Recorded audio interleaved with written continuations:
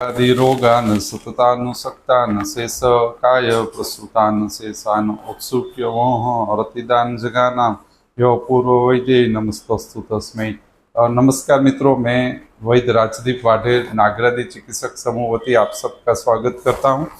और हमारा जो ये विषय कथिता पुरुषीय शारीर, उसके अनुबंध में हम यहाँ पे पुरुष लिंग और अभिव्यक्ति, उसके अंदर ये हमारा तीसरा या चौथा लेक्चर है। उसमें अभी हम यह अभिव्यक्ति के जो शेष 4 अभिव्यक्ति बाकी है, उसके ऊपर हम विचार विमर्श करके कथिता पुरुषीय शारीर प्रवेश भाग 1 का यहाँ पे हम पूर्णाहुति करके उसके आगे के जो विषय है वो हम समयांतर पे जो हमारा सेमिनार होगा उसके बाद हम उस विषयों को प्रस्तुत करेंगे। तो आज हम ये पुरुषस्य अभिव्यक्ति यहाँ पे पूर्ण करेंगे। तो हमने देखा था कि कथिता पुरुषीय शारीर, उसका प्रधान केंद्र में 3 चीजें आती है। पुरुष, एकधा सर्धा चतुर्विंशति धात्वात्मक पुरुष, पुरुषस्य लिंग, प्राणो उपानो जीवनम मनसो गति इंद्रिय संचर प्रेरण धारण आदि लिंग, और पुरुषस्य अभिव्यक्ति, निष्क्रिय स्वतंत्र वसीन सर्वज्ञ विभु क्षेत्रज्ञ और साक्षी। तो यह 7 अभिव्यक्ति, पुरुषस्य लिंग और 3 पुरुष, इनका समन्वयात्मक अध्ययन और लिंग, पुरुष और अभिव्यक्ति का संकलनात्मक चिकित्सकीय दृष्टिकोण हमें निदान और चिकित्सा में सुगमता प्रदान करता है। तो उसी के अनुबंध में हमने निष्क्रिय, स्वतंत्र और वसीन अभिव्यक्ति लास्ट लेक्चर में देखा था। अभी हम सर्वज्ञ, विभु, क्षेत्रज्ञ और साक्षीण अभिव्यक्ति के अंदर प्रवेश करेंगे। तो निष्क्रिय और स्वतंत्र अभिव्यक्ति हमारे शरीर के अंदर क्रियात्मक स्थिति या क्रियात्मक परिवर्तन, क्रियात्मक अनुवर्तन को संचालित करने वाली 2 अभिव्यक्ति निष्क्रिय और स्वतंत्र है। वसीन, सर्वज्ञ, विभु, क्षेत्रज्ञ और साक्षीण अभिव्यक्ति जो है, यह हमारे शरीर के अंदर शरीर के 16 विकार, 11 इंद्रिय और पंचभूत, यह जो 16 विकारों का धारणत्व है, 16 विकारों का शरीर का धारणत्व अंतिम 5 अभिव्यक्ति के द्वारा होता है। क्योंकि यहाँ से मन, इंद्रिय संचार, प्रेरण, धारण, पंचत्व, ग्रहण और अष्टधा प्रकृति का 16 विकारों में प्रकृति स्थापनत्व, यह शेष 5 अंतिम अभिव्यक्ति के द्वारा पूर्ण होता है। तो सर्वज्ञ अभिव्यक्ति यानी क्या? तो के यहाँ लिखा है कि विमलेंद्रियता पूर्वक संस्पर्श ज्ञान का धारणत्व, यह सर्वज्ञ अभिव्यक्ति के द्वारा परिपूर्ण होता है। यानी कि पुरुष को विमलेंद्रिय पूर्वक, संस्पर्श ज्ञान पूर्वक ज्ञान का पुरुष को धारणत्व करवाना, यह सर्वज्ञ अभिव्यक्ति अधिकार क्षेत्र में आता है। देहिना विमल इंद्रिय संस्पर्श के अधीन यह सर्वज्ञ अभिव्यक्ति है। देही सर्वगतो आत्मा स्वे स्वे स्पर्शनेन्द्रिय सर्वाश्रयास्तु न आत्मो अतो वेति वेदना। यानी कि पुरुष विमलेंद्रिय होने के पश्चात विषयों के संस्पर्श के साथ विषय का सम्यक ज्ञान को धारित करता है। यानी कि पुरुष को विषय के सम्यक ज्ञान हेतु इंद्रियों का विमलेंद्रिय पूर्वक का संस्पर्श होना विषय के साथ अति अनिवार्य है। तो सर्वज्ञ अभिव्यक्ति पुरुष को ज्ञान के साथ जो धारण करवाती है, उसके अंदर विमलेंद्रियता उसका प्रधान केंद्र है और संस्पर्श विज्ञान उसका प्रधान केंद्र। यानी कि विषय और अर्थों का इंद्रियों के साथ संस्पर्श होना और इंद्रिय निरावृत होना पुरुष को ज्ञान के साथ युक्त करवाता है। बराबर। इंद्रियों यदि मलिन हो तो विषयों का सम्यक ज्ञान पुरुष को नहीं हो पाता। इसमें क्या होता है, यदि सम्यक ज्ञान धारणत्व होता है तो पुरुषस्य लिंग इंद्रिय संचार प्रेरण धारण सम्यक अनुवर्तित शरीर में होते, यानी कि सर्वज्ञ अभिव्यक्ति पुरुष को सम्यक इंद्रिय कर्म अनुवर्तन के साथ जोड़ती है।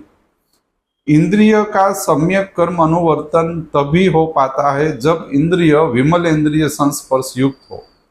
बराबर। तो सर्वज्ञ अभिव्यक्ति पुरुष के विमल इंद्रिय संस्पर्श विज्ञान को धारित करवाती।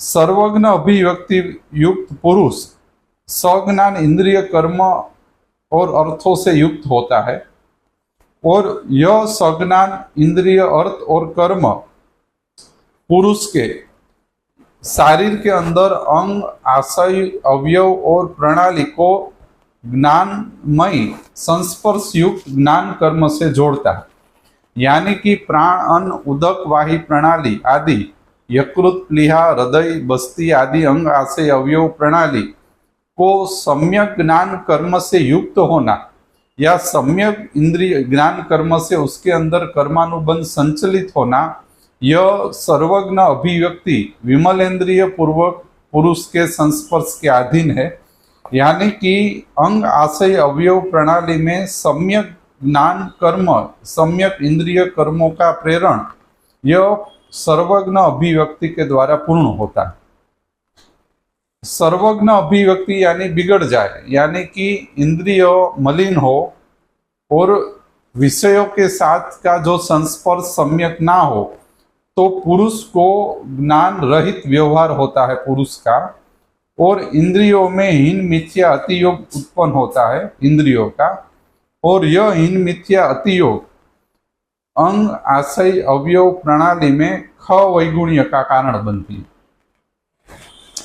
सर्वज्ञ अभिव्यक्ति किस तरह से विकृतिकरण प्रक्रिया शरीर के अनुबंध में तंत्रित शरीर में उत्पन्न करती है, तो यहाँ पे स्पष्ट लिखा है कि सर्वज्ञ अभिव्यक्ति विमलेंद्रिय पूर्वक का संस्पर्श के अधीन है। यदि विमलेंद्रिय पूर्वक का संस्पर्श न हो तो ज्ञान युक्त व्यवहार नहीं होता, तो क्या होगा, इंद्रियों का हीन मिथ्या और अति योग होगा। बराबर। तो इन इंद्रियों का हीन मिथ्या और अति योग जो उत्पन्न होगा, यह इंद्रियोपक्रमणीय जो हमारा संस्कृत का चतुर्थ चरण है, यह इंद्रियोपक्रमणीय में विघात उत्पन्न होगा। तो यह हमारे शरीर के अंदर इंद्रियों द्वारा, यदि आप सृष्टि प्रभव क्रम देखें तो सात्विक और राजसिक, सात्विक और तामसिक अहंकार में से जो इंद्रियों का उत्पत्ति होती है, तो यह हमारे शरीर के अंदर रचनात्मक ख वैगुण्य उत्पन्न करना शुरू कर देगा। इंद्रियों के व्यवहार बिगड़ने पे, इंद्रियों के हीन मिथ्या और अतियोग होने पे और इंद्रियों प्रमणीय का पालन न करने से हमारे शरीर के अंदर ख वैगुण्य प्रक्रिया शुरू होती है। यह हमें ज्ञात होता है प्रतिधा पुरुषीय शरीर में जो सृष्टि प्रभव क्रम बताया गया, उसके द्वारा हमें यह सिद्ध होता है। दूसरा आप देखें तो स्वश्रुतचर्या यानी कि हमारा जो स्वश्रुत चतुष्क है, उसमें प्रधान रूप से 4 अध्याय बताए गए। मात्रा सिद्धि अध्याय चक्षाग्नि संरक्षण का अध्याय है। तस्या सिद्धि अध्याय धात्वाग्नि संरक्षण का अध्याय है।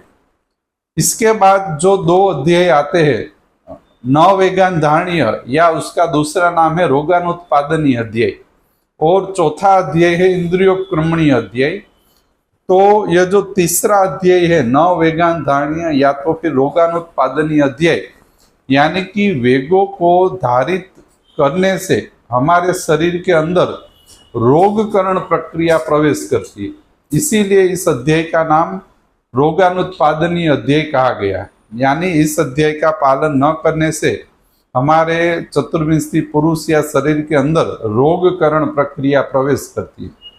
इसके बाद जो आता है इंद्रियोपक्रमणीय अध्याय, कि यहाँ पे इंद्रियों का विमल इंद्रिय संस्पर्श का जो यहाँ पे बात किया गया है, तो इंद्रियोपक्रमणीय अध्याय का पालन न करने से हमारे शरीर के अंदर जो नववेगान धारणीय में रोगकरण प्रक्रिया हो रही थी, वो इंद्रियोक्रमणीय का पालन न करने से खवैगुण्य पूर्वक मलिनीकरण प्रक्रिया पूर्वक व्याधि और समूर्छना का स्वरूप धारण करती है।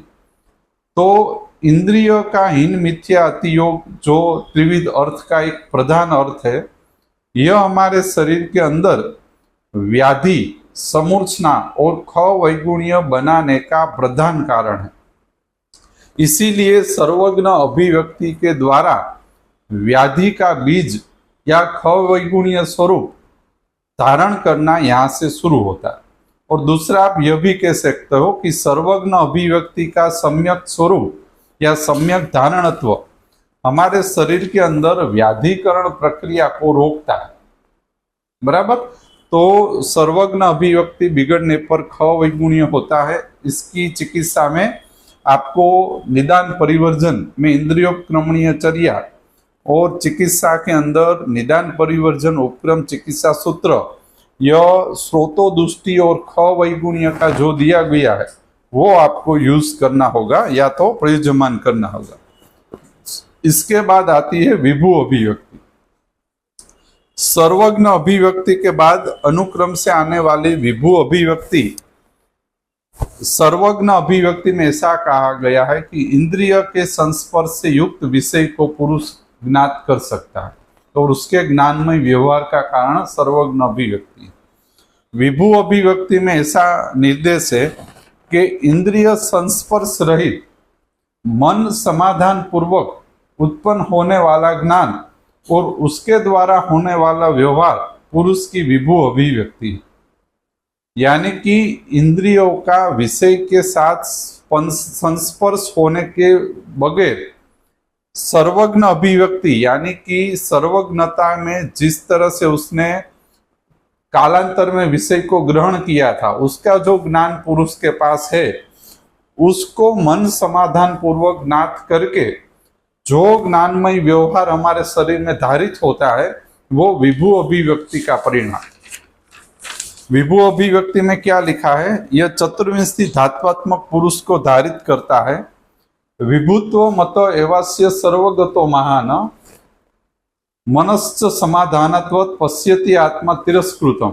यानी कि इंद्रियार्थ सन्निकर्ष के अधिकार क्षेत्र के बाहर पुरुष के शरीर के अंदर जो धारण प्रक्रिया होती है, वो धारण प्रक्रिया विभु अभिव्यक्ति के द्वारा संपादित होती है। सर्वज्ञत्व के बाद अनुक्रम से विभु अभिव्यक्ति संस्पर्श रहित ज्ञान उपलब्धि और उस ज्ञान का वाहक और धारक समाधान पुरुष की विभु अभिव्यक्ति है।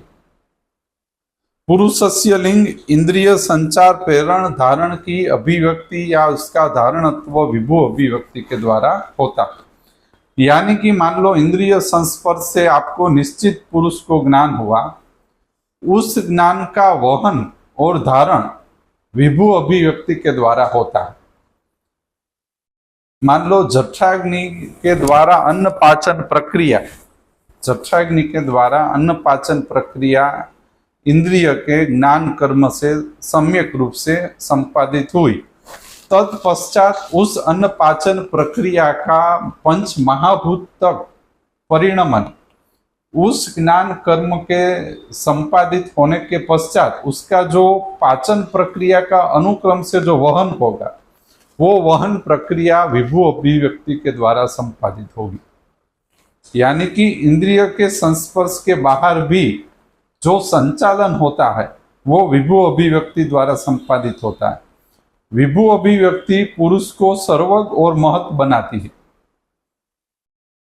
और जो अधिष्ठान का धारणत्व है वो मन समाधानात् पूर्वक धारित होता है।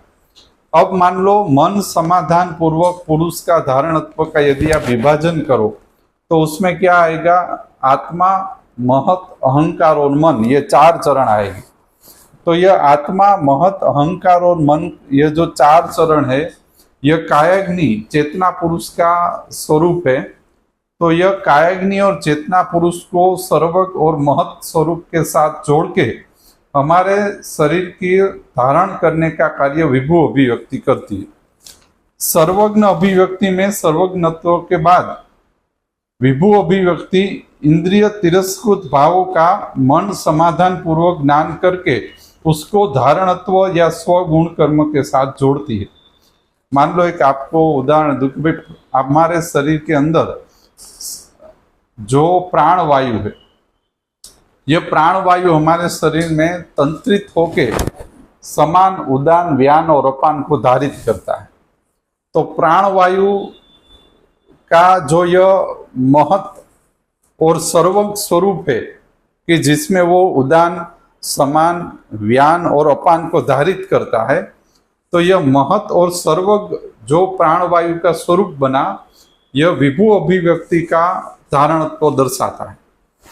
मान लो प्राणवाही प्रणाली हमारे शरीर के अंदर अस्थिवाही प्रणाली, पक्वासी कटी शक्ति श्रोत्र अस्थि स्पर्शनेन्द्रिय को धारित करती, लेकिन यह प्राणवाही प्रणाली जिस अधिकार क्षेत्र से इन सबको धारित करती है, वो इस प्राणवाही प्रणाली में कायाग्नि का विभुत्व और सर्वगत्व के द्वारा यह धारित करती। इस तरह से आपको यह समझना होगा कि जो यहाँ ज्ञान कर्म संपादित हुआ, सर्वज्ञ में इंद्रिय संस्पर्श के साथ जो ज्ञान कर्म उत्पन्न हुआ, उस ज्ञान कर्म को वाहक और धारक अभिव्यक्ति यह विभु अभिव्यक्ति है। यानी कि इंद्रियों का ज्ञान कर्म को परिवहन करने वाली यह संस्थान या प्रणाली यह विभु अभिव्यक्ति बनाती है और यह मन समाधान पूर्वक कार्य करती है। बराबर। यानी कि आपके अंदर जो ज्ञान का संचार या तो भंडार है, उसको उपयोग करके मन समाधान पूर्वक विभु अभिव्यक्ति हमारे शरीर को धारण करने का कार्य करती है। विभु अभिव्यक्ति यदि बिगड़ जाए तो कायाग्नि का तंत्रित धारणत्व बंद हो जाता है। इससे क्या होता है, जो यहाँ पे ख वैगुण्य हुआ था, यहाँ पे अब धातु विभंजन प्रक्रिया या तो समुच्चन संप्राप्ति विघटन होना, संप्राप्ति निर्माण होना शुरू हो जाता है। एक उदाहरण आपको दूं कि जनपद मंडल ध्वंस, जनपदों ध्वंसीय विमान जो बताया गया, यह जनपदों ध्वंसीय विमान सर्वज्ञ और विभु अभिव्यक्ति के द्वारा धारित होता है। उसमें जो समुदायात्मक विध्वंस बताते हैं, वो समुदायात्मक विध्वंस विभु अभिव्यक्ति का धारित न होने से उत्पन्न होने वाली एक अभिव्यक्ति या एक परिणाम, यानी कि रोग और व्याधि की अनियंत्रित विभंजन स्थिति विभु अभिव्यक्ति का परिणाम है। विभु अभिव्यक्ति बिगड़ने पर रोग और व्याधि अनियंत्रित स्वरूप धारित करता है, यानी कि इंद्रियों का संस्पर्श रहित धारणत्व बिगड़ जाने पे जनपद मंडल ध्वंस या विकार और रोग की अनियंत्रित विभंजन स्थिति धारित होती है। विभु अभिव्यक्ति मन समाधान पूर्वक धारणत्व को प्राप्त करती। यदि यह बिगड़ जाए तो जनपद मंडल ध्वंस, जनपदों ध्वंसीय स्थिति उत्पन्न होकर समुचनाओं का स्वरूप धारण होता है। इसके बाद आती है क्षेत्रज्ञ अभिव्यक्ति, जिसके अंदर पुरुष यानी कि क्षेत्रज्ञ पंच भौतिक क्षेत्र को धारित करता है। बराबर। क्षेत्रज्ञ अभिव्यक्ति अनुक्रम से सक्रम धारित होने वाली अभिव्यक्ति है। सर्वज्ञ और विभु के बाद क्षेत्रज्ञ अभिव्यक्ति आती है, यानी कि इंद्रिय संचार प्रेरण धारण और विभु अभिव्यक्ति अंतिम स्वरूप में जो ज्ञान कर्म है वो क्षेत्र को धारित करवा देते। चतुर्विंशी धातु पुरुष का यह पंच भौतिक क्षेत्र धारणत्व की अभिव्यक्ति है, जिसमें क्षेत्रज्ञ और क्षेत्र पंच भौतिक अनुक्रम पूर्वक धारित होते हैं। क्षेत्र पारंपरिक अनादिकम द्वारा यह क्षेत्रज्ञ को धारित क्षेत्र करता है। पुरुषस्य लिंग पंचत्व ग्रहण यह क्षेत्रज्ञ अभिव्यक्ति के द्वारा पूर्ण होता है। सर्वज्ञ और विभुत्व से युक्त पुरुष में क्षेत्र परंपरा पूर्वक पंचत्व ग्रहण ये पुरुष की क्षेत्रज्ञ अभिव्यक्ति के द्वारा परिपूर्ण होता है, जिसके द्वारा पंच भौतिक क्षेत्रीयकरण पुरुष में धारित होता है। मान लो ज्वर हो जाना, रक्तपित्त हो जाना, गुल्म हो जाना, प्रमेय हो जाना, यह इंद्रियों का हीन मिथ्या अतियोग का परिणाम जब क्षेत्र में धारित हो जाता है, तब हमारे शरीर में निश्चित व्याधि अनुवर्तन शुरू हो जाता है। तो क्षेत्रज्ञ अभिव्यक्ति बिगड़ने पर पुरुष के अंदर निश्चित व्याधि या गुण कर्म का धारण होता है।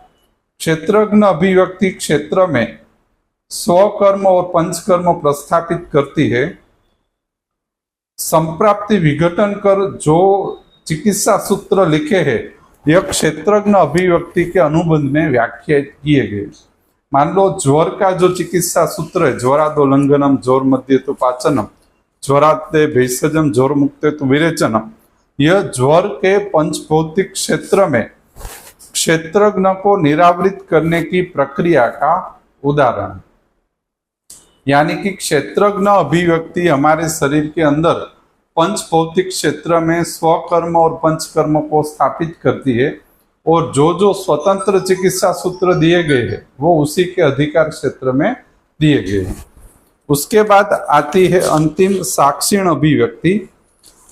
अष्टधा प्रकृति और 16 विकारों का स्व प्रकृति स्थापन दर्शाने वाली यह साक्षीण अभिव्यक्ति है। साक्षीण अभिव्यक्ति के द्वारा परमात्मा स्वरूप अग्नि का स्थापन होता है। सर्वे भावा ही सर्वेषाम भूतानम आत्मा साक्षिणम स्वरूप धारित होता है। साक्षी अभिव्यक्ति आपको ख्याल आ गया। अष्टधा प्रकृति 16 विकारों को पूर्ण धारित कर ले, उसको साक्षी अभिव्यक्ति कहते हैं। साक्षी अभिव्यक्ति में आत्मा, महत, अहंकार और पंच तन्मात्रा अपने पूर्ण गुण कर्म से 16 विकार यानी एकादश इंद्रिय और पंच महाभूत को धारित कर देती, और 16 विकार अपने प्रकृत नित्य गुण कर्म से युक्त होते हैं, और यह साक्षी अभिव्यक्ति का कार्य है।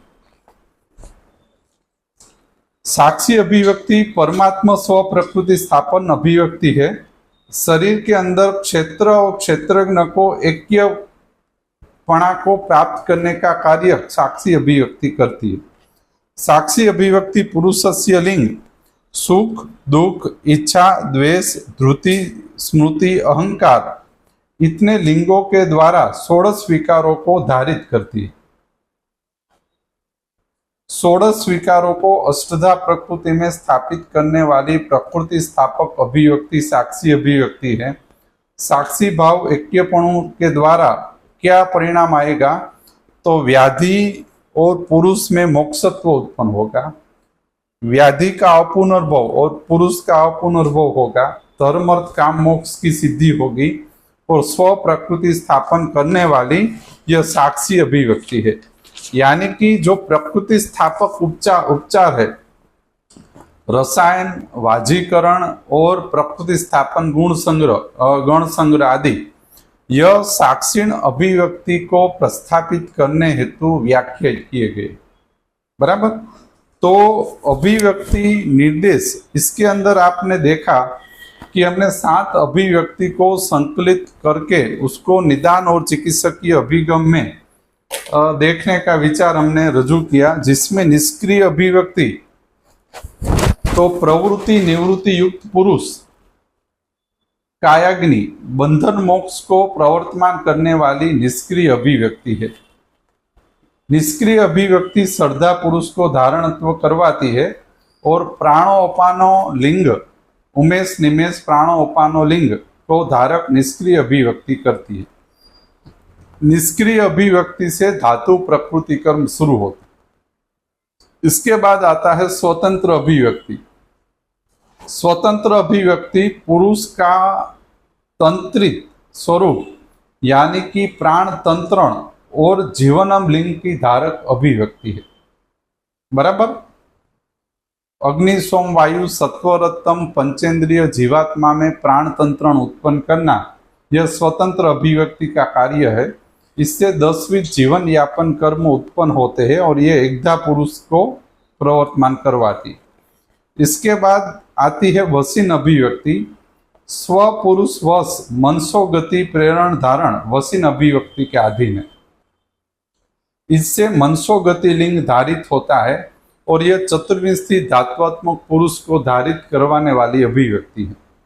सर्वज्ञ अभिव्यक्ति जो हमने यहाँ पे देखा, अर्थ से संस्पर्श युक्त स्वज्ञानमय व्यवहार की धारण करने वाली अभिव्यक्ति है। इससे इंद्रिय संचार प्रेरण धारण होता है और यह चतुर्विंशी पुरुष को धारित करवाती है। विभु अभिव्यक्ति मन समाधान पूर्वक संस्पर्श रहित भावों का धारण करना विभु अभिव्यक्ति का कार्य है। यह भी इंद्रिय संचार प्रेरण धारण का वाहक है और यह चतुर्विंशी धातु पुरुष को धारण करती है। इसके बाद आती है क्षेत्रज्ञ अभिव्यक्ति जो पंच भौतिक क्षेत्र को गुण और कर्म के साथ जोड़ती है। पंचत्व ग्रहण लिंग क्षेत्रज्ञ अभिव्यक्ति के द्वारा पूर्ण होते हैं और यह चतुर्विंशी धातु पुरुष अधिकार क्षेत्र में आती है। इसके बाद अंतिम आती है साक्षिण अभिव्यक्ति। तो यह अष्टधा प्रकृति और 16 विकारों के द्वारा धारित होती है। सुख दुख स्मृति बुद्धि अहंकार द्वारा साक्षिण अभिव्यक्ति हमारे शरीर के अंदर धारणत्व को प्राप्त करती है और अष्टधा प्रकृति 16 विकारों को निरावृत धारण करके अपुनर्भव और मोक्ष का कारण यह साक्षी अभिव्यक्ति बनती है। तो निष्क्रिय स्वतंत्र वसीन सर्वज्ञ विभु क्षेत्रज्ञ और साक्षिण अभिव्यक्ति अनुक्रम से हमारे शरीर को तंत्रित स्वरूप में धारित करने का कार्य करती है। यदि आप सूक्ष्म रूप से देखें तो इसी अनुक्रम से व्याधि निर्माण क्रम भी इसी अनुक्रम से चलता है और इसी अनुक्रम से उस व्याधि निर्माण के अंदर विघटन प्रक्रिया भी इसी क्रम से होती है।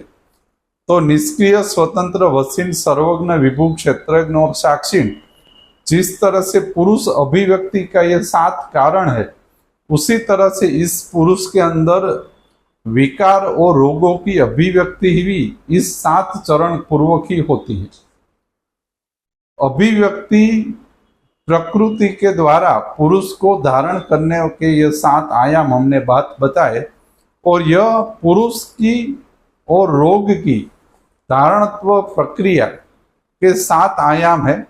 जिसको जो आयाम बिगड़ा हुआ हो, मान लो आप निष्क्रिय बिगड़ी हुई है, स्वतंत्र बिगड़ी हुई, वसीन बिगड़ी हुई है, उस अनुसार आपको चिकित्सा के अनुबंध में निदान परिवर्जन उपक्रम चिकित्सा सूत्र और प्रकृति स्थापन इस चिकित्सा क्रम को सक्रम और अनुक्रम से निश्चित 1 या 2 प्रक्रियाओं को प्रयुज्यमान करके आपको रोगी में अग्नि का स्वरूप वापिस धारित करने की यह समझ यहाँ पे दी गई है। तो सारी स्थान को महत्तम हम चिकित्सा में प्रयुज्यमान कर सके उसके अनुबंध में यह विचार यहाँ पे लिखा हुआ है। इसके बाद हम संहिता के दूसरे विषयों को आवृत्तित करके हम अपनी श्रृंखला शुरू